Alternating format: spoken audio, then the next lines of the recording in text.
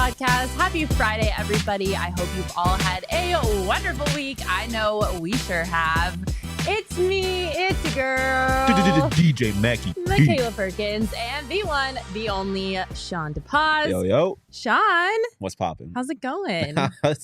It's going. It's going. It's a good time to be a Valley sports fan. We got a new tackle. We got a second round playoff series, and I don't know, the best pitcher in all of professional baseball, maybe? Yeah, possibly. It is a good time. I'm going to put you on blast for a second. It's not a good time to be Shawn DePaz because Shawn has recently started working out, and I thought Shawn was going to die this morning because he can't stand up straight. My fucking back is dying. And watching him try to walk around the office and sit in chairs is hilarious, and I'm so sorry that you're...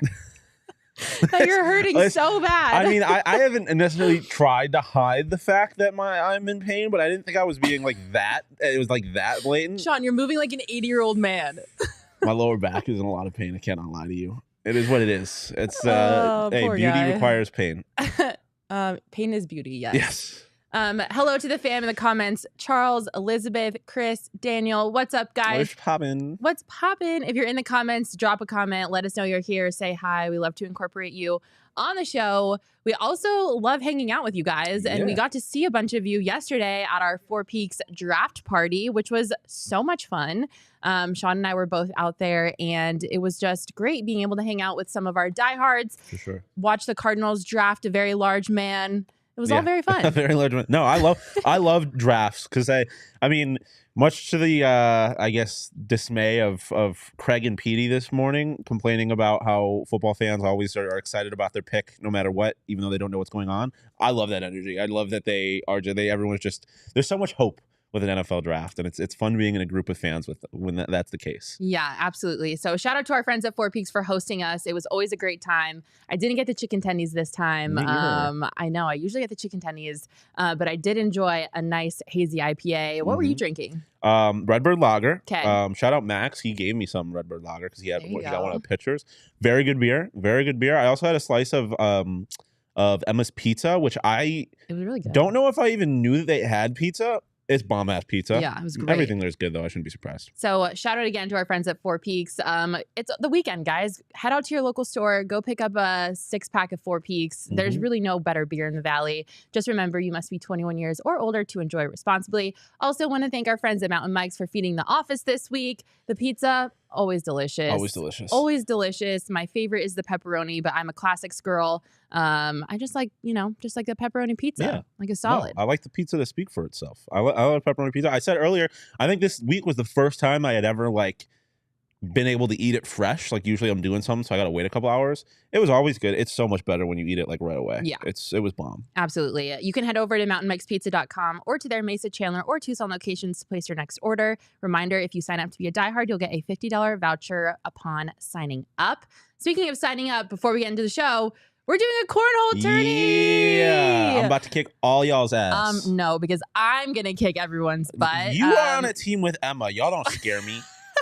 Emma and I are going to shock the nation. We're going to shock the world, and we're going to kick everyone's butt. So, yeah, I mean, if you beat Saul and I, you just get fired. So think about it. Okay. Well, the best part about this cornhole tourney is it's open for you guys to come participate in. It's teams of 2. If you want to sign up as an individual, we can match you with someone else that signed up as an individual. Come out, play cornhole with us. It's going to be the first Friday of every month starting in May on May 5th. All the way through August. It's going to be so much fun. You can head over to gophnx.com, go to our events tab, and sign up there, either your team or yourself. It's going to be electric, and you get to watch me and Emma and the rest of the PHNX crew attempt to play cornhole. You can attempt. I will play cornhole. I'm good at that shit. Okay, we'll see about that. I think you're talking to big game. You do that a lot. You hype yourself up. I do that a lot, but I usually back it up. I'm terrible at it. I usually back it up. That's very true. All right, before we get into it, let's say hi. Amelia's here. A bunch of people just dropped in the comments. Hi, everyone. Gabriel. Will is tired of our pizza talking about Suns talk. Noah's ready to go. James. Hi, James. What's up, everybody? So good to see you. We will be getting into some Suns talk, but before we do that, we obviously have to talk about the Arizona Cardinals and just the Valley is peaking as a whole. We are on such a high. It is a major Valley peaks. We are absolutely out here winning at life. It's nice to feel like things are going our way, you know? No, it definitely does. And I mean, a mountain's not always straight up. You know, there's dips, but ultimately, yeah, I think we are at the peak. It's like I said, it's a good time to be a Valley sports fan. Well, you mentioned a dip. Yeah. We had a slight dip yesterday. It's a little one. This is the one thing we're going to say that's not a peak, and then we're going to be talking about peaks for the rest of the show, I promise. But we do have to talk about it because it was an unexpected dip. Yeah. One that I did not see coming. No, neither did I. I didn't even realize it happened. It was just happened. And I was like, oh, okay, we're here now. If you don't know what we're talking about, literally right as the draft started, which we were all so excited for. I don't think anyone even said hi to me yesterday. I walked into Four Peaks and they're like, we lost all of our picks. It's breaking down. What is going on? Yeah, the wheels fell off the wagon so quick yesterday. Right as the draft was starting, freaking Shefty broke all of our hearts and broke some breaking news. The Eagles and the Cardinals settled a tampering investigation involving the hiring of former Philadelphia defensive coordinator Jonathan Gannon as Arizona's now head coach. And as a result of that settlement, the Eagles traded their number 94 pick in this draft and a 2024 fifth-round pick to the Cardinals for pick number 66. So essentially, the Cardinals went from having a high third-round pick to a low third-round pick. Yeah. Shawn? Yeah. Why can the Cardinals not stay out of the bad news cycle? What is going on? I mean, this might be a hot take. Fuck it. I don't give a shit. They got their head coach. Go cheat if you have to. It's a third. This was so avoidable. I mean, this was so avoidable. No one was looking for Jonathan Gannon to be their next head coach. I mean, it most certainly was avoidable. But ultimately, you got your coach. You lost a third-round pick. Blah. I mean, it's definitely not ideal. It definitely you would rather have that. You'd rather have that 66th overall pick. Why can't? It's interesting. You look at a franchise who had almost everything change except for one key piece, and there's still problems. It's almost like you should probably look at the common denominator, common thread. Michael Bidwell. You would think that would be the natural assumption. However, we are still here. And I'm just like, I'm so over the Cardinals doing dumb shit. Can we stop? Please, for the love of God. But at least this time they did dumb shit in the name of doing smart shit. No, it wasn't even smart. I think it was completely avoidable. Yeah, but again, nobody was racing to get Jonathan Gannon as their next head coach. Yeah, but at least they weren't out here tampering and then ended up being like Vance Joseph, you're our next head coach. At least they got their guy. I mean, I guess if you're going to tamper, at least follow through and make sure he comes. But because you could be, I don't know, the Miami Dolphins who lost their first round draft pick for tampering to get a quarterback they didn't ever even get. Like that, at least we're not in that situation. I'm done. No more Cardinals bad stuff. We're done. We've maxed out. We have hit the capacity for bad news with this freaking organization. Like you said, it's not the end of the world, although I'm going to laugh my butt off if this number 66 pick turns out to be the best player in the league for the next 5 years, because that would be the Cardinals' luck. Thankfully, Monti did address it because obviously Monti Ossenfort, the new general manager, was in charge of the hiring process for the head coach. Thankfully, well, or not, depending on how you look at it now, Michael Bidwell let Monti take the reins on that. So when Monti talked to the press yesterday, he did own up to it, and this is what he had to say. I made a mistake. I own that. It's a situation that we were able to resolve. I've apologized to Michael Bidwell. I've apologized to our staff, and I think the deal that we worked out, it is what it is, and we're just moving on from it, and that's really don't have a lot more to say on it. So he owned up to it. He apologized. He said he apologized to Bidwell, to everyone else. I just kind of tired of these dumb things happening. Shawn, are you concerned about Monti's ability to be a GM? Do you think this was just a rookie mistake, considering this is his first GM job? What are your thoughts on this situation? I mean, like I said, I really don't care all that much. It's not an ideal situation. I'm not worried about Monti as a GM. I mean, it would have been one thing if he did that and then also fucked up the first overall draft pick, which I don't think they did. We'll talk about in a second. But I don't know. It is what it is. I mean, you could tell in that thing, it was just kind of something that happened, and now It's not like what are you gonna do? You're gonna dwell on it. You moved back in the third round. Do you think that there's gonna be more operational errors that are avoidable moving forward, though? No, I feel like this is one of the things where you learn from, hopefully, and it wasn't the Dolphins. They didn't lose a first round pick, but like it was it wasn't so egregious that I'm like I'm super concerned, but I think the penalty was bad enough where it's like you're not gonna be making mistakes like this again. Yeah. You're not trying to lose assets, which they ultimately did do. So I am not concerned about more operational errors. I mean, Monty's come from two really well-run actually, I changed everything I just said. Yes, this actually was probably on purpose. He's probably a cheater. He spent a lot of time in the Patriots organization. This might just be who he is, actually. Okay. I think that we are hopefully out of the choppy waters and onto smooth waters from here on out. I kind of think this was maybe just a case of a rookie mistake and just, I don't know. But I mean, like we were talking about this before the show, and Craig Morgan sitting over here said like the rules are so clear. Like they could not make tampering rules more clear than that they are. So how do you mess something like that up? I don't know. What's done is done. Big shout out to Sean Marks for the super chat. A $1.99 from Sean Marks saying, a great Shawn, think alike. F it, it's all good. Sean Marks is on the same page as Shawn DePaz. Yeah. Yeah, so I guess we'll just have to see. And I do want to say, though, because now we're going to talk about it, I would be more concerned if the first round of the draft was a bust. Yeah. But I think he redeemed himself. Monty done balled out in the first so round. we're going to recap it really quick. Try to stick with me. There's a lot of numbers coming your way. So the Cardinals went into yesterday with the 3rd overall pick. Then they traded down. So they traded for the 12th overall pick to the Houston Texans. The Texans got their 3rd pick. And then the Cardinals got number 12, number 33, and a couple future picks. And then they traded... And not just a couple, and also a first-round pick from next year. Yeah, a first-round pick for 2024 as well. So a great trade on paper, right? Like they traded their 3rd pick and their 105th. Loved it for the Texans too, by the way. That really matters. But. And the Texans gave them back number 12, number 33, and a 2024 first-round pick, and a 3rd-round pick in 2024 as well. So on paper, that's a great trade. I think they got a lot of value out of that. And then after that happened, they traded back up.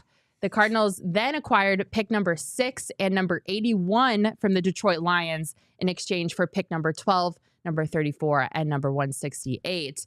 And then with the 6th overall pick in the draft, the Arizona Cardinals selected offensive tackle Paris Johnson Jr. from Ohio State. The Ohio State. Yeah. Okay. I don't know. Sometimes I get nervous with the Ohio States because people will come after me. That is the one. It's the Ohio State and the U, and nothing else should have the in front of it. And Paris was very excited about it, which you absolutely love to see.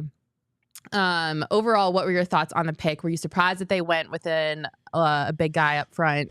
Do you think that was the right choice? No, I ultimately think it was. I wouldn't have been mad if they had stayed at 3 and drafted Will Anderson. I mean, I think he's just an absolute game wrecker coming off the edge. But I do ultimately think this was the right move. I mean, the Cardinals were not a team that were a piece away from being a contender or being good or anything. Right. They needed to create assets. Correct. And also, like, the one investment that this team really has is their quarterback, who also, I don't know if you know this, tore his ACL last year. So you need to protect your quarterback, and you also need to make him happy, because obviously that has been a major point of contention with this franchise and this quarterback over the last couple of years is his personality, his attitude, his happiness.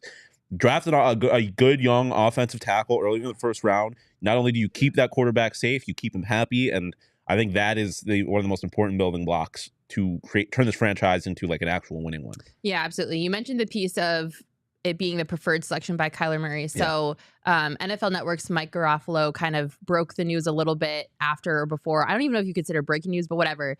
Just kind of defining that, like, and confirming that this was Kyler Murray's preferred selection. Of course it is. Paris actually was at the facility in Arizona. He got to talk to Kyler Murray while he was here. We actually have great sound from him. It just came down, so we weren't able to add it to the show in time. But if you go to PHNX_Cardinals, the sound is over there of Paris talking about how excited he was to meet Kyler Murray. He was like, I wasn't trying to fanboy, but it was really cool to meet that franchise guy. Kyler told him, I see your work ethic. I would love you on a team. I would love you protecting me. So to get the stamp of approval from Kyler Murray for whatever that's worth is always a good thing. You never want to piss off your franchise quarterback, Packers, and have him very unhappy with how you decide to spend your draft picks. So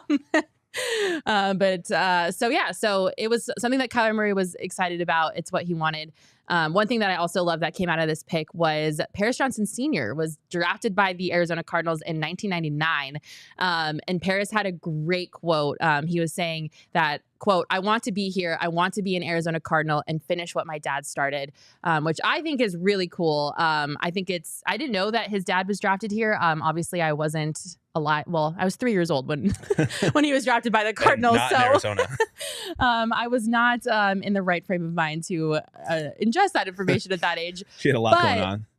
I think the pick is like, we can't really analyze the pick because we don't know how he's going to play. We don't know what it's going to turn out. But on paper, like, if he wants to be here, I love that. I love a guy that wants to be here, that is excited to be a part of the organization, because I think more now than ever, we need that energy in this building. Like, we need players that want to be here, because there's a lot that don't. Yeah, and I mean, I think it is, like you said, it's hard to analyze how good of a pick this actually is, because you don't know how good of a football player he's going to be. But you can say it's a good pick in the sense that, like, you look at what this fan base has gone through with Steve Keim's drafts. They didn't draft a linebacker. They didn't draft a running back. They drafted a major position of need, and they just made like the right pick. I think this is the first time that in a while that Cardinals fans can come out of the first round of the draft and be like, okay, they did that right. Like, they did the smart thing. They didn't do anything that left me scratching my head afterwards, like the Detroit Lions, who drafted the second running back in the top 12. Yeah, that was weird. Poor K. No say. Lions are going to lion, I guess. The Lions going lion. But oftentimes the Cardinals going Cardinal, and they didn't this time. And I think that is very encouraging if you're a Cardinals fan. Yeah, absolutely. I think I will say, though, I guess I was just, I don't know if I was surprised. Yeah, I guess I was. I don't know. Okay, maybe not surprised. But I just, I don't see Kyler Murray, as a pocket passer. He, a lot of the times, is outside of the pocket, running around, not utilizing, the front linemen. I think I was a little surprised that they would spend that high of a first round pick on an offensive lineman, because I just don't see Kyler Murray utilizing the pocket that much. And so do we really need all-star talent, the best of the best, up front? I could be wrong about that, but I guess I was a little caught off guard, because I just don't see Kyler Murray using the pocket like a lot of traditional pocket passers do. Yeah, but I mean, how much of that is because he hasn't had a line to give him any protection? And obviously Kyler is a mobile guy, and he does getting out of the pocket, but that doesn't change the fact that the left tackle is probably the second most important single position. Yeah, and he definitely needs protection. I'm not saying that he doesn't, but I'm just saying it's not like he takes a couple step backs, plant his feet, and stays in the pocket the entire game. You know what I'm saying? I also think he can't see over his linemen sometimes, so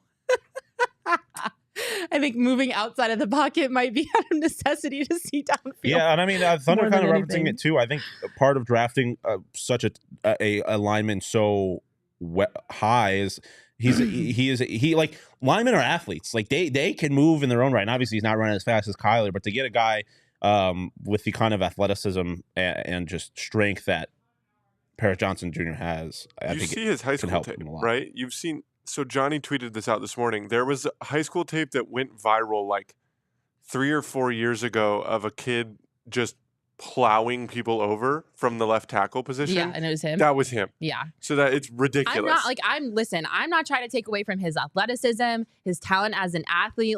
He is a very, very, very talented lineman. I'm just saying I was a little caught off guard by the thought process of using that pick at that position, because it's not like Kyler is a traditional pocket quarterback. That's all I'm saying. I think he's a great athlete. Thunder in the comments saying because Paris can move. From everything I've heard, he is a athlete. But I'm just saying I wasn't necessarily thinking that was where they were going to go with their sixth pick. Yeah, I mean, once it got to that point, that's what I thought they were going to do. Like I said, I thought there was a good chance that they held on to the 3rd overall pick and drafted Will Anderson. Yeah. I'm ultimately glad they didn't. I think this was the best move for them. Okay. Well, looking forward to today. The 2nd and 3rd round are happening. The Cardinals have number 34, so the 3rd pick in the 2nd round. And then I think that's all that they have, if I'm up to date. What? At least for now. Yeah, that's all that they have for now in the 2nd round. And then in the 3rd round, totally different story. They have quite a few picks in the 3rd round. It's looking like they will have pick number 94. And oh gosh, there's so many words. Yeah, I'm pretty sure they have a couple picks in the 3rd round. Definitely pick 94. So I'm excited to see what they do today. Do you think that they're going to address any glaring roster issues? I mean, I think there's a chance they go back to the offensive line, do more interior linemen. But for me, what I'm looking at for today is does the D-Hop trade come? Are they going to get even more picks? And obviously the big ones are the Bills and the Chiefs, but who knows who might sneak back in there. But I think I think there's a chance that they address that interior offensive line, or like we talked about right before the show, Jacob mentioned trading that pick too. There's still a quarterback that a lot of people thought might go top 10 on the board that a lot of teams might be interested in moving up to that 33rd overall pick in. So all I say is I don't think that the Cardinals are going to be going into tonight with the picks that they have and making exactly those picks at exactly those spots. I think that you're going to see a decent amount of movement. But getting to your original question, position-wise, I think that they're going to try and address that interior offensive line. Yeah, absolutely. So it'll be interesting to see what the Cardinals do. I'm always excited. I think I love draft day the most just because I love seeing kids' dreams comes true. Yeah, I think it's so cool to see how they react to all of their hard work paying off and getting drafted into the league. And I love their families' reactions. So I'm excited to see what the Cardinals do today. And I guess real quick, Jesus saying that they're not trading D-Hop. Monty did say yesterday that they aren't trading D-Hop, but that doesn't mean anything to me. They also said they weren't going to be drafting a quarterback after they drafted Josh Rosen. And look what happened. I feel like you hear stuff like that all the time. And if anything, it in part helps raise the price, and B, if the right price comes along, like Monty said that, but if the Bills come up here and be like, here's the 27th overall pick for your old ass wide receiver, I'm not sure Monty's saying no to that. So we'll see. We'll see. Yeah, I never really take what they say about what they plan to do. I'll believe it when the draft is over. All right, it's the time we've all been waiting for, especially most of you in the chat. It's time to talk the Phoenix Suns. But before we do that, gotta talk about OGs because they are the best scratch-made THC gummies in the state of Arizona because they're made right here in Arizona. And I don't think of anything better than an OG's gummy in the weekend. I mean, I was talking about my back. I need to hit one of these strawberries and cream, get that THC in me. Yeah, you need to get some of your pain. And then I need to hit the Aquaberry sleep gummies because my back hurts so much that I can't sleep. So I need something to help with the pain, something to help with the sleep. And then OG's got you covered. The next day when I'm feeling good, just take some of their sativa and just have a good day. Yeah. They've got it all. Anything and everything you need, like Shawn said. So you can check out OGs at ogsbrands.com, or you can find them at your local dispensary. You must be 21 years or older to enjoy responsibly. If you're going to pick up a pack, I definitely recommend picking up the orange creamsicle sativa because that is my all-time favorite and my go-to. It is to die for. Alrighty. The Phoenix Mother effing Suns. My God. The Phoenix Suns are them. They are them. Okay, well. Devin Booker is him. Okay, well, that one is, yes. Agreed. I wasn't. The Suns are very good. I'm not ready to say they're them necessarily, but Devin Booker most certainly is him. He is the best player in these playoffs right now. In case you were living under a rock this past week, the Phoenix Suns did defeat the Clippers in 5 in the first round of the NBA playoffs. Game 5 started out a little rough. Not going to lie. I was a little nervous about how things were going. I didn't think it was going to turn out well for the Phoenix Suns. What were you thinking and feeling in the first half of that game, Shawn? I don't know. Even when things weren't going well, I was just like, okay. I wasn't worried because I knew the Suns were going to win this series. There was no way that the Suns were going to lose to this Clippers team without their two best players. Yeah. So even if they had lost that game, I really wasn't like all that concerned because they were in a position where they only needed to win one more. Yeah. And they had 2 more opportunities after that. So I wasn't really concerned about it. But it was more just like, why did this team keep struggling with these guys? Like, why is it? But I just think part of it's matchup, part of it's just the guys that are on that team. They have a lot of real like veteran experience, and I mean, what Russell Westbrook is just an absolute dog. Like, he does not go down quietly, regardless of the situation. Russell Westbrook looked like vintage Russell Westbrook. Yes, he genuinely did. That was the worst possible time for him to figure that out. Yeah. I was a little bit nervous. I was glad that they did it at home. It was the first time that they had won a playoff series at home, like finished the series at home since 2007. Yep, first time in Book's career. So, and the first time Devin Booker ever did it. So I'm really glad that they were able to just close it out at home, end it in 5, get a couple extra days of rest because they are going to need it because they're matching up against the 1 seed Denver Nuggets. But before we move on to that matchup, we've got to break down the absolute master class of basketball that Devin Armani Booker put on in game 5. He's a dog. My jaw was on the ground. Like, I know that Devin Booker is a baller. I have followed him since the beginning of his career with the Suns, but I was shook-ith watching that kid ball out the way he did. Oh, I wasn't. I was just like, yeah, that's him. That's Armani. Like, he's just really good at basketball. And like, he does do, I mean, I'm not gonna lie, he does shit that surprises me all the time, but I'm not surprised that I'm surprised because he's Devin Booker. Like I said, I genuinely do believe he's the best player in the playoffs right now. Him and Jimmy Butler are dominating. He's at least the best player in the West. And I'm just like, yeah, he's a baller. He rises to the occasion. And now he's in a situation where he has, I don't know, a top 5 basketball player all time who's still really good on his team, taking away some of the attention. Of course he's going to thrive. Yeah, absolutely. But it is awesome to see that, like, he does have Kevin Durant on his team, but this is still Devin Booker's team. Like, he is that guy. He is he is the difference between this team losing in the first round and this team winning a national championship at college, winning an NBA Finals. Devin Booker is the key, and he showed that throughout this series, especially in that game 5. Yeah, he finished game 5 with 47 points, 10 assists, 8 rebounds. He shot 70% from the field and 57% from 3.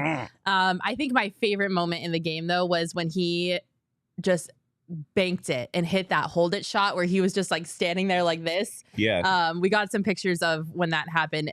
Shout out to Danielle, by the way. She is our photographer, and she took some of the coolest pictures of D-Book I've ever seen. He just knew. He knew that shit was going in. He stood there like that for like at least a couple seconds. Katie just lost his mind. Katie's down in the corner there just losing it. And I mean, we have a video sound from him that we'll get to in a second, but like, that's not Kevin Durant. He doesn't do that often. It takes a special performance, a special person to get that kind of emotion out of Kevin Durant, and that is exactly Devin Booker. That picture there is just everything I love about Devin Booker, because like, he'll talk his shit a little bit, but he's not out here being fucking flashy. Dylan Brooks. Like, he's not a flashy guy. And this team in general is not that flashy. But when he's on, like, he's gonna let you know. He knows. Like, he knows Devin, he's like, on. I'm Devin motherfucking Booker. You will recognize, like, it kind of saying, be legendary. He is legendary. Like, he's gonna sit there and he's gonna have his moment because he is a bona fide baller, and I love it. When he hit that hold it shot, that was the moment I was like, okay, it's fine. We're gonna win this game. Like, we are winning this game. I think the Suns are definitely a second half team for whatever reason. Well, yeah, and that's the other reason why I wasn't concerned. I was just like, this is what this team does. They're going to come back later. Devin Booker's going to go crazy. And if Devin Booker doesn't go crazy, Kevin Durant will go crazy. And if Kevin Durant doesn't go crazy, they would get a little bit more of a fast start, though, because it's so easy for me to just like get so discouraged and so down. And I'm like, I just want to watch the Suns come out and punch them out. It's a trauma response. We've been here so many times where it's like, oh God, no, oh God. But I just want to watch the Suns just come out and punch them in the mouth. That's not how these. First off, that's not how the Suns work, and that's not how these playoffs work. We'll see. Because if they do come out and they punch somebody in the mouth, then I'm starting to get concerned. I'm like, God, they're like, oh no, the second half is going to be so bad. The fall. Here comes the fall. Devin Booker did record 40 or more points that game, and he is now the franchise record holder for 40 or more point plus games in a playoff game in Suns history. That was a lot of words, but I think you all are understanding what I'm trying to say. The previous record holder was Charles Barkley, who had 5 40 or more point games in the playoffs. I loved that moment on TNT when they brought Book on and Shaq was teasing Charles, calling him a bum, and Book was just laughing, and Charles was like, I mean, congrats, Book. It was so funny. So, I mean, Book is just an absolute baller.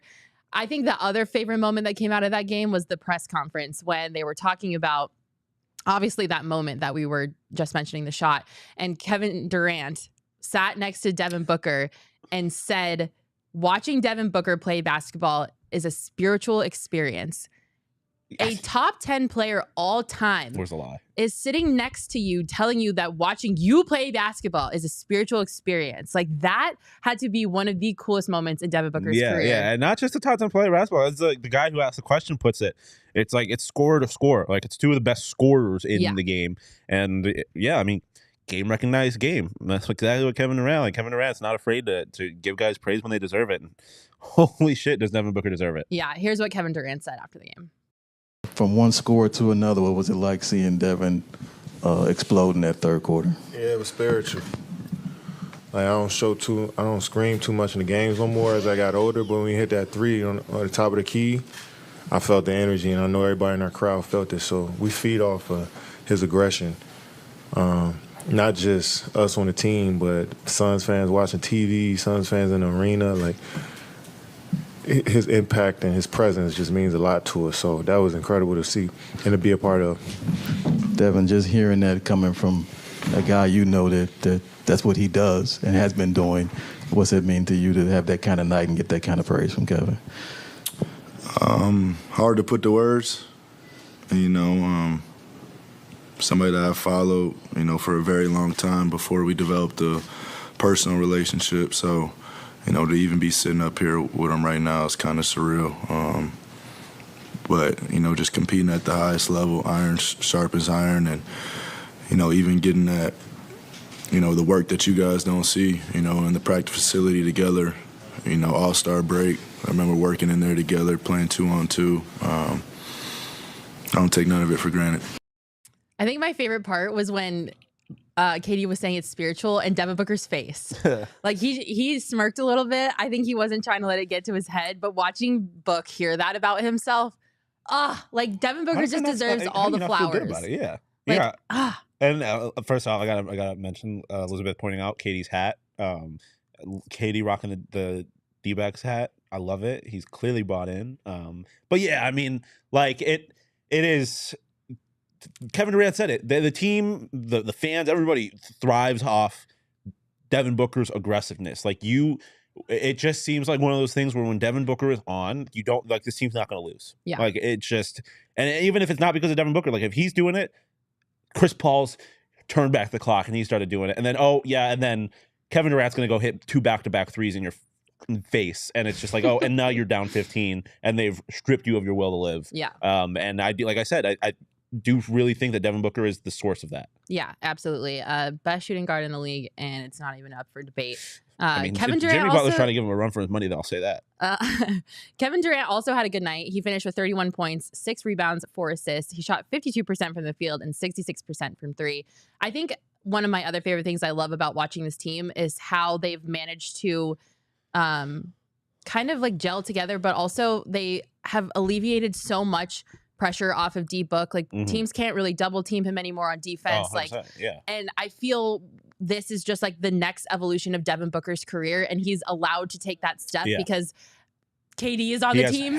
He has talent. He has help. Yeah, he has talent, which is like what Suns fans have been banging the drum for years. Like, they've known that Devin Booker is a generational talent, but he just hasn't had the support around him to let him shine the way that he needs to shine. And the fact that Kevin Durant is now in a Phoenix Suns uniform, which still like just doesn't compute in my brain, and is allowing that to happen, and just seeing Devin Booker like evolve still in his career is just so cool. Like, I cannot get enough of watching Suns basketball. Yeah, and Connor is right. Jimmy is more of a 3. I'm not sure what I was thinking there, but yeah, man. And I think that's something that was never even. I mean, it's obvious, but wasn't talked about or thought about too much with the Kevin Durant trade. It's like, okay, everyone's like, okay, we just got a top 5 player in the league on our team. Like, he's gonna ball here. The team is gonna be so much good because they added that talent. But people didn't really talk about how much that. Like, yeah, the team's going to be better, but not necessarily because of KD, but not necessarily because of the production. Like, it's not like he is the one dropping 40. It's because his presence allows Devin Booker to be Devin Booker in a way that he had not really been allowed to be at any point in his career. Because even DA was never that. Chris Paul was obviously older. Obviously, when he first got here, was still really good, but was not the kind of guy that demanded that attention from defenses in the way that Kevin Durant obviously does. And it is really awesome to see that Devin Booker is forcing the rest of the country to like pay attention. Yeah. And then part of that is because of the attention that Kevin Durant brought with him. Yeah. And if Devin Booker's having an off night, Kevin Durant is your next best right player. Are you kidding? He's right there. Are you kidding? Yeah. I mean, Chris Paul is your fourth best player. Maybe. At best, he's your fourth best player. Sometimes third, depending on how DA's feeling. Sometimes like eighth, depending on how Chris Paul's feeling. So like, yeah, it is really good to know that like Devin Booker can do this. And then if he doesn't, you still have KD. Yep, absolutely. You love to see it. Now looking forward, they are moving on to take on the Denver Nuggets. JT, thank you for the super chat saying Sun's going to cook some chicken nuggets. They are going to be taking on the chicken nuggies, the Denver Nuggets. How are you feeling about that series coming up with the Nuggets? Listen, I mean, we talked about it a little bit last week. I don't like the Nuggets are good, man. And Jokic is a top 3 player in basketball now, like at least was throughout the regular season. Like, I don't think it's going to be easy, but I just don't know. When you're giving me starting 5, I'm taking the Suns. Jokic is amazing. Kevin Durant's the best player on either side. And Devin Booker is better than Jamal Murray. I don't care what y'all say. Jamal Murray is not that. He's not that guy. Oh my God, I have something to tell you. Oh boy. Jamal Murray is not that guy. I don't know what you're going to say, but I swear to God, if it involves someone from DNVR fucking saying that Jamal Murray is as good or better than Devin Booker, I'm going to fight somebody. No. Okay, good. Okay. Can I tell you it, or do you want to keep going? No, go for it. Oh my God, I'm dying. Oh God. I was on Twitter this morning, as I always am, frequently on Twitter. Oh God. And I believe it was Bleacher Report, but don't quote me. Oh God. Bleacher Report sent out a tweet, or it was another outlet. And they said, rank these 4 players. Oh, my God. Devin Booker, Kevin Durant, Nikola Jokic, and Jamal Murray. And I was like, okay, I feel like easy. This is like pretty straightforward. Yeah. What's your 4? I'm going... Are we going like right now? Or because if we're going in general... Not all time, like right now. Well, if we're going to the playoffs and taking Devin Booker first, generally speaking, if you're doing this during the regular season, I probably would have gone... I'm sorry, I probably would have gone KD, Jokic, Booker... Jamal Murray, but the first 3 are relatively interchangeable. Jamal Murray is an obvious 4. Okay, well. Oh, God. I clicked on the tweet, right? Because I was like, this is pretty straightforward. Like, if we were going right now, I was going to go Booker. Yeah. We're going right now. I'm probably going Booker. Katie. Yeah. Murray. That's so tough. Oh my God, I know it hurts. Jokic is just like so important to that team. He's like, if he's not there, they're not in the playoffs. They're not playing, exactly. So, and the Suns were a playoff team before KD got here, so it's like, but Jokic is really. If you're in the really comments good. right now, drop what you would rank those 4 players at the moment: Book, KD, Nikola Jokic, Jamal Murray. I'm not I want to know what the comments are going to say. If you're coming out here and being like, Jokic is number 1 and then KD or Book after, like, I'm not going to be that mad about that. But Jamal Murray is obviously number 4 in that list. Okay, this is where I'm going with this. Oh, okay, God. I clicked on the tweet to go through the replies. Nearly every single tweet in the replies from when I saw it had Jamal Murray number 1. That's just... I almost deleted my Twitter account on site. I was like, this is asinine. Asinine. That is absurd. I'm shocked, appalled, I'm disgusted. They had you. I'm not kidding. It wasn't satire. I mean, you shouldn't be going to Twitter for look for like intelligent conversations about anything, true. Let alone sports. But like, I mean, like, listen, I understand Nuggets fans. You want him to be that guy so bad. You want him to be that guy, and you love your team. Support your team. I respect that. But be honest with yourself. Be honest with yourself. I could not. I was like, am I in an alternate universe? Like, did I wake up on the wrong side? Like, where am I right now? I was beside myself that people were like not sarcastically putting Murray first. Yeah, that's absurd. That's absurd. It was Nuggets fans too. I was like, how are you gonna put that over Jokic out? Like, oh, you mean first overall? Yes. Oh, what? Yes. Number 1 over their own Jokic. Yes. Oh, get the fuck out of here. No, they had to be trolling. No shot. No shot. I thought you just meant they were putting him in front of Devin Booker. No, they were putting him 1. They ranked him first over everyone else. There's no way they're being serious. Someone said rank, it was a media outlet, like Bleacher Report said, rank KD, Devin Booker, Jokic, and Jamal Murray. 1 through 4 right now. And like 90% of the replies said Jamal Murray number 1. Yeah. Chotri just violently vomited all over the office. He was so disgusted by what we just saw. Shout out Grant House in the chat, by the way, saying that I am a number one owner pick for drafting. Grant is a dog. Grant's my number one. Certified. I was going to say dog. Grant's my number one pick for like ASU swimmers, but even he would knows that's not true. Shout out Leon Marchand. So I was beside myself. I was like, the delusion in these comments is top tier. Even absurd. Nuggets fans. Nuggets fans are delusional as hell. Let's be like, real. how are you Let's going to be have honest. a two-time MVP on your team and still put Jamal Murray over him? Yeah, I don't think I'm not gonna sit here and tell you you're lying, but that is the most absurd thing I've ever said. I'm not lying. Almost can't believe it. I swear to God, There's I will no find way the tweet that and I'll that's show you ridiculous. guys. It was absurd. Jamal Murray is probably the fourth best player in this series. Probably, but I mean, there's times where like MPJ goes crazy and he's better than Jamal Murray. And obviously, DeAndre Ayton has his moments where he's better than Jamal Murray. Fuck out of here. Fuck right out of here. Where's Jamal Murray's consistent 40-point games of the playoffs? Yeah, This ain't the I bubble. was just beside myself. You just ruined my day. Everyone in the comments say, or not everyone, but Ernesto saying KD, Booker, Jokic, Murray. No one is on the same page except for the fact that Murray is last. That is the one thing that everyone is on the same page That is the one thing that we can about. all agree on. Yes, everyone in the comments is saying Murray last. Thank you. Thank you for having reason. Listen, the DNVR Nuggets people would not even say that. There's no shot they would. There's no way that they would put Jamal Murray above Jokic. What have they? Okay, not above Jokic, but they might put him above Book. Yeah. Okay, maybe they're delusional But they're too. wrong. But they're not putting him What have we first been hearing for the overall. last, They're not putting him above KD. What have we been hearing for the last 3 years? Oh, if only Jamal Murray were healthy. Yeah. Well, we gon' he's healthy now. We gonna learn. We gonna learn. We gonna learn see. tonight or today or this we weekend. gonna learn this / weekend next on week. Saturday. Speaking of which, what are you the most confident about in this series, and then what are you the most worried about? Most confident about Devin Booker. Most worried about Nick Jokic. Like it's not. I'm the most confident they don't have an answer for KD. I don't think anybody on that team. Yeah, I mean, KD. if they have an answer for KD, then they don't have an answer for Devin Booker. Like you're gonna have to take away one of them, and I don't think you can't stop both of them. Yeah. I mean, really, what am I most concerned about is the bench. That's the reason this first series was even a contest because definitely most concerned about the bench. Suns bench had but nothing. also, like, it's not like the Nuggets have the most depth on the That's in the also world true. Yeah, either. yeah. Like they're also a little. I mean, if you ask a Nuggets fan, they'll tell you they have the best bench in the league. But on paper, I don't think their bench is anything to be scared of. Yeah, either. that's fair. I mean, it's definitely not the best in the league, that's for sure. But I mean, Jokic is just so talented that he has the ability to completely pick defenses apart, and that is concerning. But he's not the kind of guy that I worry about. Like, I don't know how to explain this. He's not the kind of guy where I'm like, he's not going to do what Devin Booker did. He's not going to give you a 40-point game where he completely demoralized. Like, even if he's dropping 40, it's not going to be like he's not dropping threes in massive moments in your face, like completely taking the wind out of the sails of the opposing team. Yeah. Like he's not a soul crusher like that. And in that sense, in the way that Devin Booker can be, obviously he's a top 5 player in basketball. I'm not trying to disparage. Like, he's one of the craziest passers I've ever seen, one of the most unique players I've ever seen. I do genuinely love Nikola Jokic as a player, but I don't know. He's not the guy in that sense.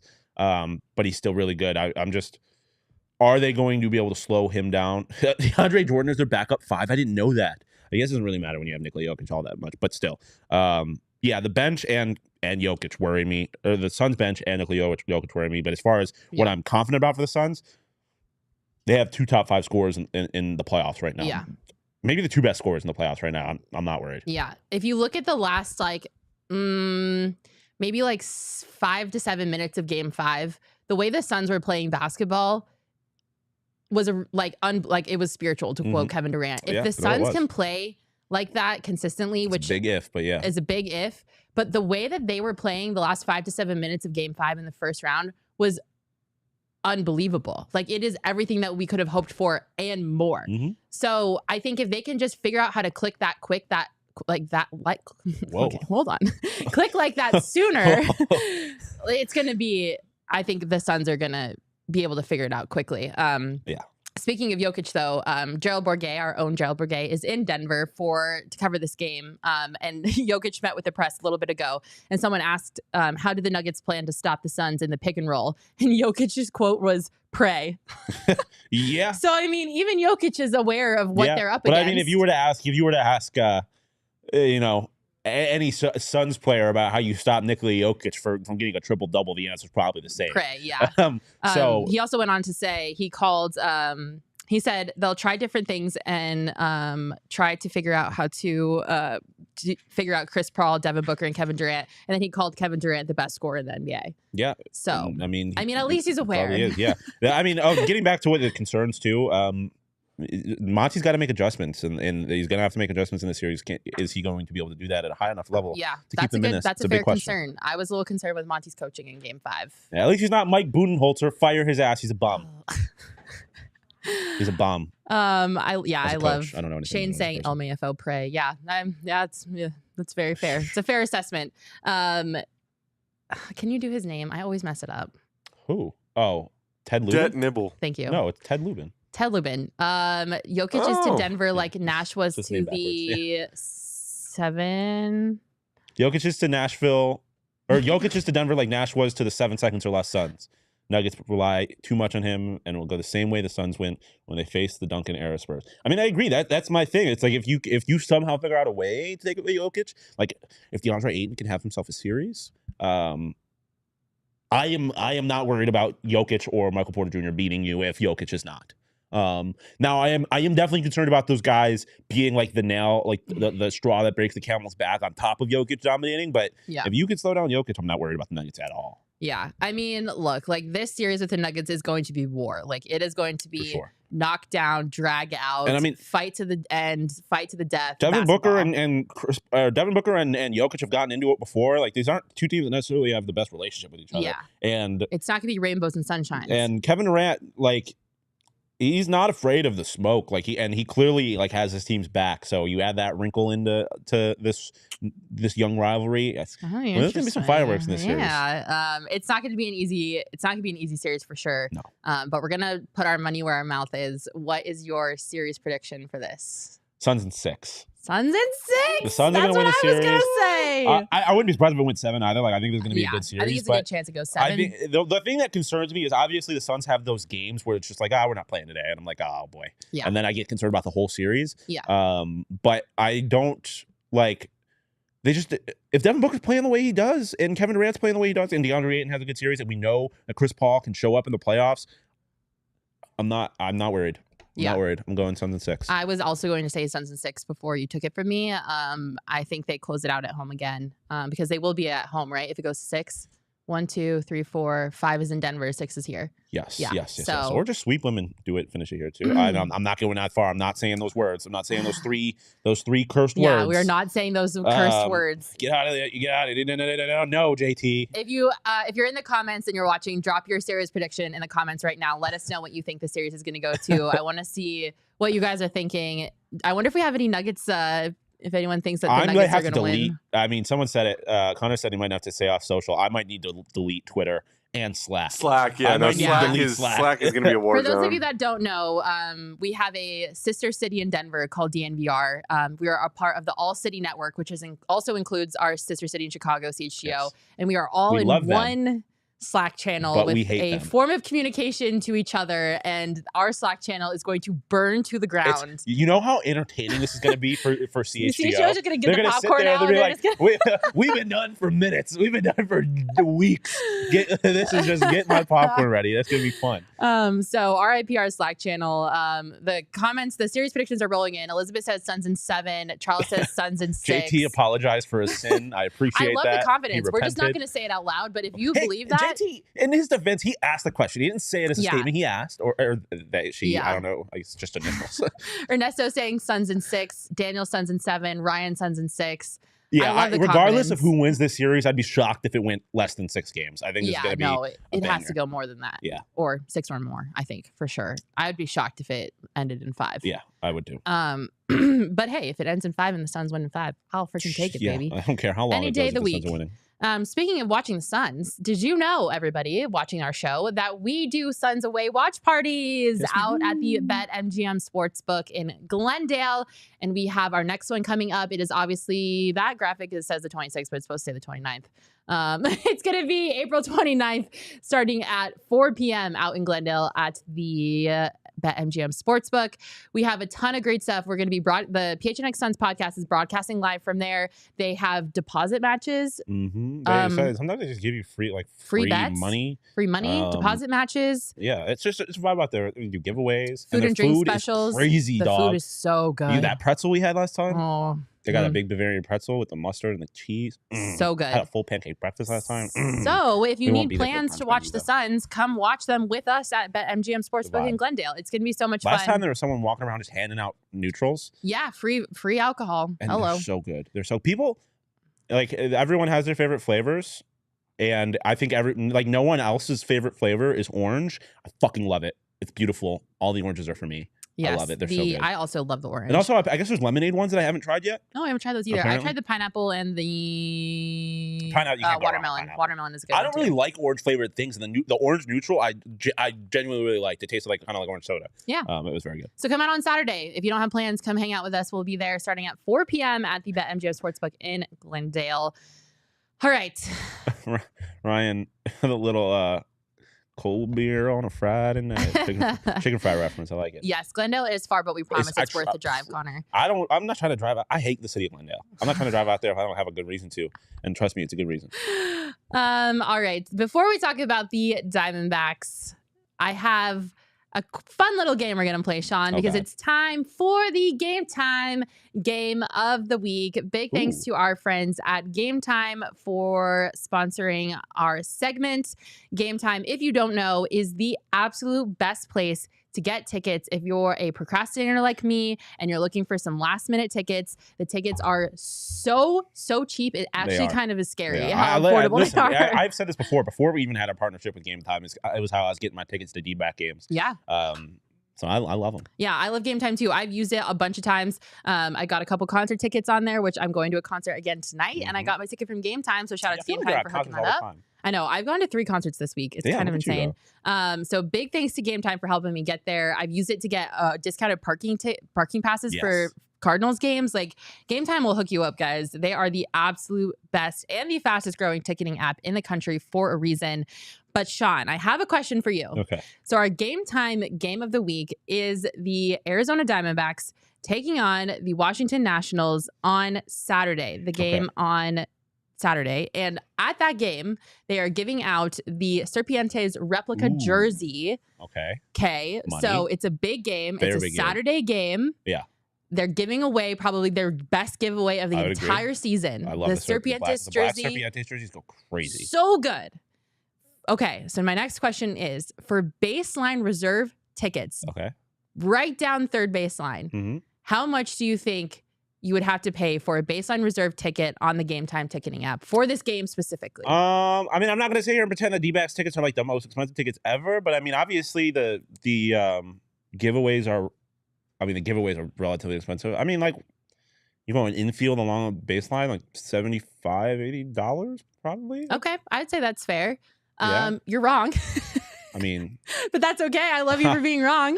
If you go to the Game Time app right now and use promo code PHNX when you sign up, you will get baseline reserve tickets in section 110, row 24 for $34. $34. Section 100, row 24. Free jersey with that? And you get a free jersey. That 34 right there, what's right outside that section? The best stand that they got there, Scoop Wells. Edible cookie dough. $34.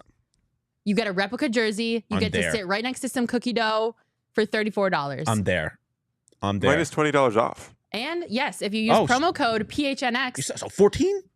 So $14 basically. For a free jersey? I bet you I could sell one of these Serpiente jerseys for more than $14. You get a baseball game with it and a ticket. And a jersey, I mean. Yeah, it's crazy. This is why Game Time is the best, you guys. What a deal. You can snag tickets without stress with Game Time. Download the Game Time app, create an account, and use promo code PHNX for $20 off your first purchase. Terms apply. Again, create an account and redeem code PHNX for $20 off. Download Game Time today. Last minute tickets, lowest prices, guaranteed. Speaking of the Diamondbacks, oh my God, I love watching the Diamondbacks play baseball. They're dogs. They're wagon. They're so goddamn good at baseball. Oh, they're dogs. I don't know where that came from. Adorable little howl. That came from somewhere deep inside. The Diamondbacks just get me jazzed. They are a freaking wagon. Shawn DePaz. The little snakes. Shawn DePaz. Yes. At this point in the season, the Arizona Diamondbacks are first in the NL West. Hey. Your first place, Arizona Diamondbacks. Who would have thought? Los Angeles Dodgers, who? Who would have thought? San Diego Padres, who? Just lost a series to the Pittsburgh Pirates, who are also really good. I think they have the best record in the NL right now, actually. Yeah, they do. Place your Diamondbacks over Pirates in the NLCS futures right now, because A, you're going to get great value on it, and B, that would be fun as hell. Fuck the Dodgers. Can I say that real quick? Fuck the Dodgers. Absolutely. They are behind us. They're a game behind us. So, LA who? Fuck the Padres, Rockies, and Giants while we're at it. Yeah, everyone else in the NL West. Really fuck the Dodgers. Don't care about you. Did you expect this from the team to start the season? If you, before this even started, you looked at their schedule, they played too many games against the Dodgers, too many games against the Padres, the St. Louis Cardinals. Did you expect them to be #1 in the NL West? Absolutely not. Before the season started. No. Like, I thought they were going to be very, very good, and I'm not surprised that they got off to a hot start, but this hot of a start, especially like you said, considering the teams that they had to play. And the Dodgers have not been like absolute world beaters. The Pirates or the Padres haven't necessarily, like, their lineup hasn't gone crazy. Like, I think Soto hasn't gone crazy like I think people expected. And oh my God, the St. Louis Cardinals, Jesus, what's going on there? But still, those are at least on paper very good teams, and the Diamondbacks still managed to come out of all of it on top of the NL West. Yeah. No, I certainly did not see this coming. I would have told you we were crazy if you would have told me we would have made it out of the first month in first place. Yeah, and I mean, like, I don't know. There's parts of it where it's like, I should have seen this coming, because if you look at like the individual pieces, did you expect Corbin Carroll to be good? Well, yeah. I mean, of course. Did you expect Zac Gallen to be absolutely dominant? Yeah. But there's also things like, did you expect Gabby Moreno or Geraldo Perdomo to be batting over 300? Absolutely the fuck not. Did you expect the team to DFA Madison Bumgarner and eat $34 million? Absolutely not. Did I think they would pull the trigger on sending down someone like Jake McCarthy this quickly? No, I did not. Did I think Gabby Moreno would be one of the best defensive catchers in the entire game? No, I did not. And also just start spraying the ball all over the goddamn park. No, I did not. I didn't see those things coming. So I don't know what happened, but there is a fire under their butts. Yeah. Mike Hazen is not messing around. Corey. He's him. I tried to tell you. They sent Dre too, right? Dre's back down. Dre's down. They're not messing around. They're not messing around. There's urgency. There is urgency around, and I love it. I don't know what Mike Hazen is doing differently, if he's eating his Wheaties in the morning. I don't know, but I'm obsessed with the energy surrounding this team right now, and they are not messing around. And I can't get enough of it. I'm like, they're not wasting time. They're not making me suffer through unimaginable pitching.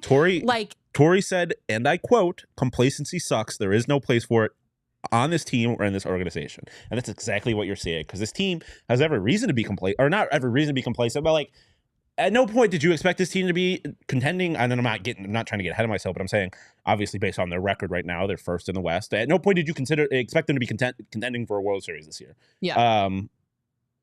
And so they could get complacent. They could have easily given Mad Bum more time. They could have easily given Dre more time, but they're not. They know what they have. They see where they're at, and they have an opportunity to win. And I like that they're not being complacent. I love that energy. I love it. I was going to ask you what the best part of the season so far is for you. I'm going to answer it really quick, and it's the urgency, hands down. And that encompasses a lot. DFAing Madison Bumgarner, absolutely loved it. Not wasting time on people that are struggling. Like, I am so excited about the energy around this team, and I think the urgency goes hand in hand with that. Yeah, and that is my favorite part. You see it on a game-to-game basis too, with their aggressiveness on the base pad, stuff like that. For me, it's twofold. It's Gabby Moreno and Geraldo Perdomo. Those two in particular. Okay. I didn't fully know what we were getting with Gabby Moreno. Like, obviously, he was a great prospect, but I mean, like I said, one of the best defensive catchers in baseball right now. Like, you cannot run on him, and that is such a great asset to have. I mean, ask people from the St. Louis Cardinals. Not only when people are dumb enough to run on him is he getting them out, but the Cardinals benefited from having Yadier Molina behind the plate for years, and people would not even attempt to run because of the threat there. So there's that. And then Geraldo Perdomo, oh my God. Oh my God. Where did this come from? Like, oh my God. I liked him last year just as like a guy, and obviously he had a handful of clutch moments, and the Discord started calling him the Risp King, all that. He's batting over 300. Woo! What? Almost 400. Oh, what? He did hit 290 with runners in scoring position last year. Yeah, so that's what I'm signs saying. of The being clutch a really, really good clutch hitter. thing was not that surprising. Clutch rating on the show has to go crazy. And he's doing it from the 9th spot in the lineup. Like, you have that production at the bottom of your lineup. And I know they had him lead off just once, right? And, like, that's awesome. I love the idea of that. But I love the production. Like, he's clearly comfortable batting out of that 9th spot. Yeah. And what is he, 23 years old? Yeah, he's young. Yeah, he was 2 for 3 with a walk in the leadoff spot as well. So he just fully did his job. He's a dog. You can put him anywhere in the lineup. And he gets on base. Yeah. He just simply does it. So I love it. I love that part.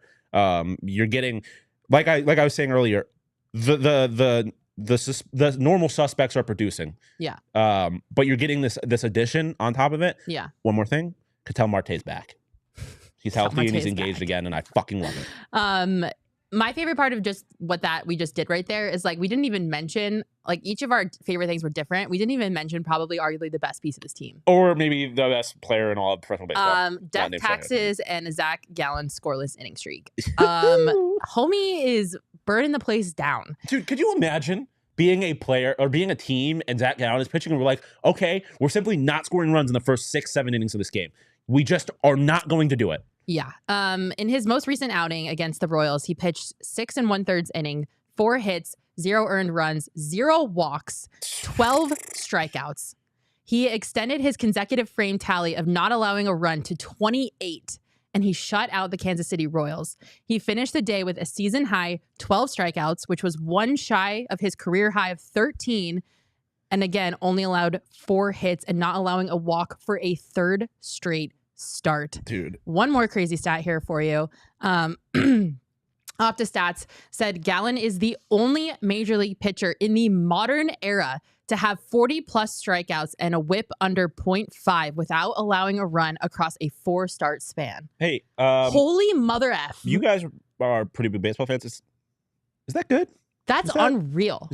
That's pretty good, isn't it? It might be good enough for something in a locker somewhere, maybe. Oh. In a PHNX locker? Maybe someday. Maybe someday. I'm working on it. Okay.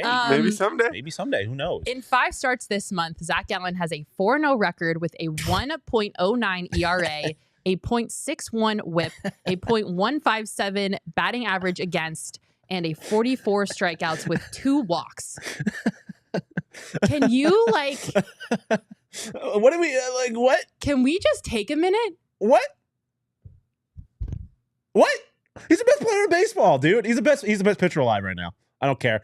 Eat your heart out, Spencer Strider. I love you. You're a great guy, but you're not him. You're not Zac Gallen. This man is playing for the Arizona Diamondbacks. Yeah. I am beside myself. Yeah. I'm kind of speechless. Like, yeah, I'm just gonna keep saying yeah because I don't have words for it. Like, he's a dog. I don't know what else. What are you supposed to say about it? He goes out there. And his job is to throw the ball and not let the other team hit it. And the hitter goes up there with one job, and it is to hit the baseball. And every single time, Zac Gallen does his job and the batter does not. That's all there is to it. He's just simply better. He's just simply better. And the best thing is, too, is he's a great human being. Arguably one of the best guys in the clubhouse. He's fun. He's hilarious. Did you see his quote about the snake belt that he had? No. He tried a new belt to match the Serpientes jersey. I think he would actually love it. It's like a tan snakeskin belt. That goes crazy. And he wore it. Went nuts. It was unreal. And he was like, I'm just glad I didn't get lit up wearing this belt because that would have been embarrassing. That would have sucked. He is awesome. So, like... He was awesome in college at UNC, too. I think UNC? Yeah, UNC. Just a gem of a human being. Yeah. Hilarious. Has a great personality. And is the best pitcher in baseball. I don't care what anyone says. I don't care who you're a fan of. Zac Gallen is the best pitcher in baseball. And if this success continues, he will absolutely be a Cy Young winner. Yeah, Period. Strom said it. Like, if Gallen doesn't win a Cy Young, he should be fired. Like, Please don't fire Zac Gallen. Who should be fired? No, the pitching coach, not Gallen. Oh, I thought you said Zac Gallen should be fired because he doesn't want a Cy Young. I was like, wait, whoa. No, not that. But yeah, I mean, everything is setting up for him to, and I mean, like, listen, We've talked. I've been very good so far, not getting ahead of myself. Yeah. But all I am saying is that this is the kind of pitcher that wins you World Series. Mm-hmm. You get to the playoffs, and this is the kind of guy that pitches 9-inning shutout, and you're like, okay, and we've already are up 1-0 on this series. Sign him. Yes. Pay him literally every single dollar. The buck stops here in the comments saying, give Gallen a blank check. Freaking tweet. I don't care how much money he's asking for. Listen, this is coming from the girl that says, let's not do anything crazy, spend a lot of money that we don't have, and do something dumb like getting Zach Greinke or Madison Bumgarner, and let's just not do it. Like, let's stay on track. Let's stay the course. Mm-hmm. Let's not do anything wild. I don't think spending a bunch of money on Zac Gallen is wild. Give that man as much You're money. looking at 4 or 5 years, 210. Yeah, probably. No, give him whatever he wants. Listen, give him my house. Ken Kendrick, you want my car, Zach? I'll give you my car. Every single one of those baseball cards you collected. Sell whatever you need to do. Sell them all. Sell every single card, Ken Kendrick. All of them. I need this man here for a long time. Except for the Zac Gallen rookie card you probably have, because that'll be worth even more. After you sign him and he becomes the best pitcher in the team. I talked about this with you and Derek when we were there before the season, and I'm interested, Jacob, because I asked if there was anybody on this team that is going to have their number retired alongside Gonzo and Randy, and he said Corbin. If they sign Zac Gallen to a contract, that man is going to get his number retired by the Arizona Diamondbacks. Yeah. And he's going to be a Hall of Fame pitcher. It's just crazy. I have a question in here that says, what did we do to deserve Zac Gallen? But then I just thought for a second, and I was like, we've done a lot. We've suffered. We have something so good. What did I do to deserve Zac Gallen? Because I just showed up. I didn't care about the Diamondbacks before I moved out here. I showed up, and it's the most exciting time to be a Diamondbacks fan ever. I will say I was rocking with them last year when things weren't that great, so I'm not bandwagoning. I am all in on this team. And all I'll say is I cannot wait for May 26th, 27th, and 28th. Yeah. Gabriel in the chat saying Zac Gallen's contract extension is going to start with the 2. Yeah. Charles Woodall Pike saying rename Chase Field to Gallen Stadium. I'm all for it. If they're going to renovate Chase Field. Can the pool be filled with milk? Yeah, they can just sell milk for the milkman. Stop it. I actually hate milk. It's just crazy. I mean, they should have a milkshake / ice cream stand that's Gallen themed. Watching Devin Booker play basketball is the same way I feel watching Zac Gallen pitch a baseball. Yeah, it's just like, oh man, he's gonna. You literally, it's like the Jokic quote. If you want, what is your plan to hit Zac Gallen? Pray. You pray. You close your eyes, swing the bat, and pray. When Zac Gallen is pitching, I don't care who it is, the opposing team, their batters are probably like shit. My batting averages is going down. He's throwing pitches he doesn't even know that he has. He has this weird pitch that's between a cutter and a changeup that I've never seen before in my life. And I'm like, Vinny Pasquantino said he's never seen anything like it in his entire life, and that's a professional baseball player. But Zac had no idea. Like, he looked down at his hand like, am I magic? It literally, he had no idea. It was crazy. It's this weird pitch that's somewhere between like a cutter and a changeup, and I've never seen anybody in my life pitch a ball like that. Don't know that I have ever seen a guy swing on a ball, not touch it, the catcher completely miss it, and then it knocked the ump's mask off. Like, I don't know if I've ever seen anything quite like that. That shit was ridiculous. It was like, like rise balls in softball, how they can pitch rise balls. It's like a fucking blitz ball. It was like it's that energy. Ball. It's just like, I'm just going to go.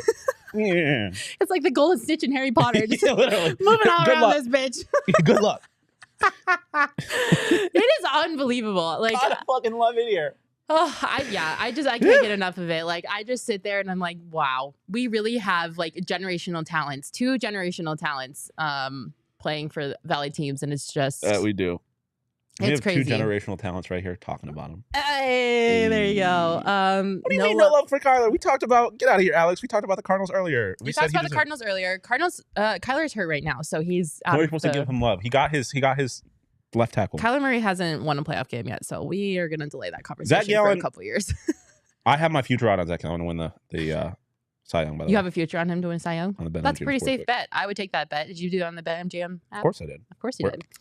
I just love it. We're so lucky. If you haven't been out to a Diamondbacks game yet, you have to go. Like, you have to watch this team. They are so much fun. Get your tickets on the Game Time app if you want to go see them. Or you can come clear your calendar on May 11th to our D-backs Chase Field takeover. We have another takeover happening on May 11th, which we are super stoked for. It is going to be a 6:40 first pitch against the San Francisco Giants. It's the Longo revenge game.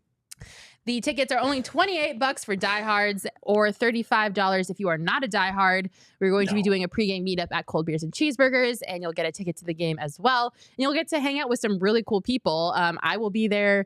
Shawn, are you going to go?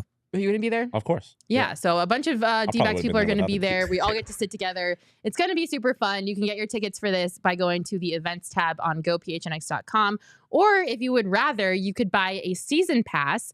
Our season passes include 5 tickets for their takeovers the rest of the year. So we're going to 5 more Diamondbacks games. The May 11th game is included in that season pass. So if you would rather just get a season pass and come to all the games, I highly recommend you do that because we're going to be going to 5 games as a family, as a crew. I'm looking forward to it. It was so much fun. Chris and CWP were both there at the last one, and we were hanging out. There was a bunch of people there, but it's fun. Listen, it's fun time to be a D-backs fan, and it's even more fun when you're there with other people. Chris did smack me in the back for doing the wave. As she should. Good for you, Mama Chris. Ban the wave. I would have smacked him too if I was there. I learned my lesson because the wave came back around, and I knew she was behind me, and I didn't do it again, so I learned. How you're doing the wave? Well, I don't know I don't understand the problem with the wave. I don't have a problem with it. The thing that drives me, I hate the wave in general, but the thing that makes me extra irate is Diamondbacks fans always seem to do it at the most inopportune times.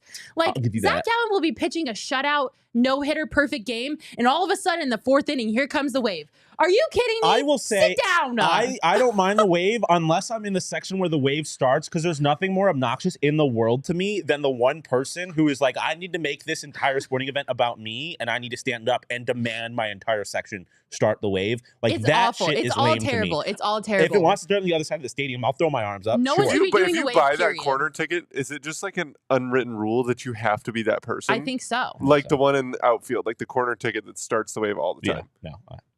I hate it. Yeah. So no doing the wave. Thank you, Chris, for smacking Just Shawn. for giggles, get out of here. We're not even putting that comment on screen because it's not happening. It's never happening.